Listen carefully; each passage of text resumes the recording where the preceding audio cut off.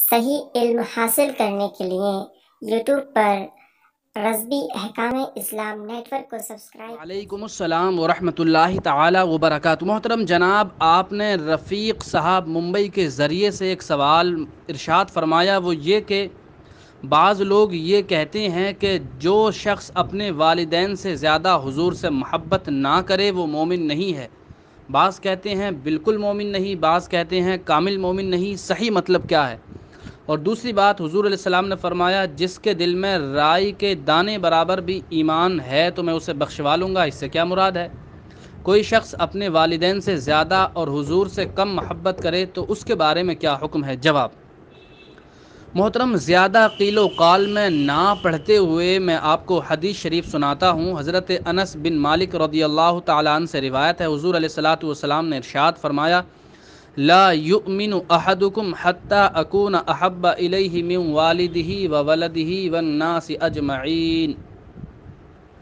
فرمایا تم میں سے کوئی بھی اس وقت تک مومن نہ ہوگا جب تک میں اس کے نزدیک اس کے والد، اس کی اولاد، حتیٰ کہ تمام لوگوں سے زیادہ پیارا نہ ہو جاؤں۔ یعنی دنیا کی ہر چیز سے زیادہ محبوب جب تک کہ حضور علیہ الصلاۃ والسلام نہ ہوں تب تک وہ شخص مومن نہ ہوگا۔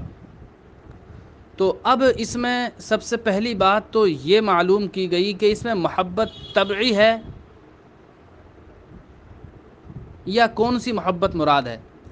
تو روایت کیا جاتا ہے، محدثین بیان فرماتے ہیں کہ اس روایت میں ایمان کے صحیح ہونے کے لیے حضور علیہ الصلاۃ والسلام نے جس محبت کا مطالبہ کیا ہے وہ محبت طبعی ہے، کیونکہ حدیث میں والد اور ولد سے مقابلہ کیا گیا ہے اور ان سے انسان کو محبت طبعی ہوتی ہے۔ تو حضور علیہ الصلاۃ والسلام سے طبعی محبت اس درجے پر ہو کہ وہاں تک کسی محبت کی بھی رسائی نہ ہو، حتیٰ کہ اپنے نفس کی بھی محبت نہ ہو، تب ایسا شخص کامل مومن کہلائے گا۔ اب اگر محبت کی ضد کیا آتی ہے؟ دشمنی۔ کوئی دشمنی حضور سے کرے تو کافر ہے۔ محبت حضور علیہ السلام سے یعنی دشمنی تو نہیں کرتا لیکن محبت بھی نہیں کرتا، یا محبت کرتا ہے لیکن اپنے والد سے بہت زیادہ کرتا ہے، اپنے خود سے زیادہ کرتا ہے، تو ایسے شخص کے بارے میں فقہا نے فرمایا کہ وہ کامل مومن نہیں ہو سکتا، کامل مومن نہیں ہو سکتا، کامل مومن نہیں ہو سکتا، اور کوئی بعید نہیں ہے کہ اس کا خاتمہ بھی برا ہو۔ لہٰذا حضور علیہ الصلاۃ والسلام سے سچی محبت ہو اور سب سے زیادہ ہو دنیا میں، یعنی اللہ کے بعد۔ سمجھ آئی یہ بات؟ ڈاکٹر اقبال نے کیا خوب کہا: محمد کی محبت دین حق کی شرط اول ہے، اسی میں ہو اگر خامی تو سب کچھ نامکمل ہے۔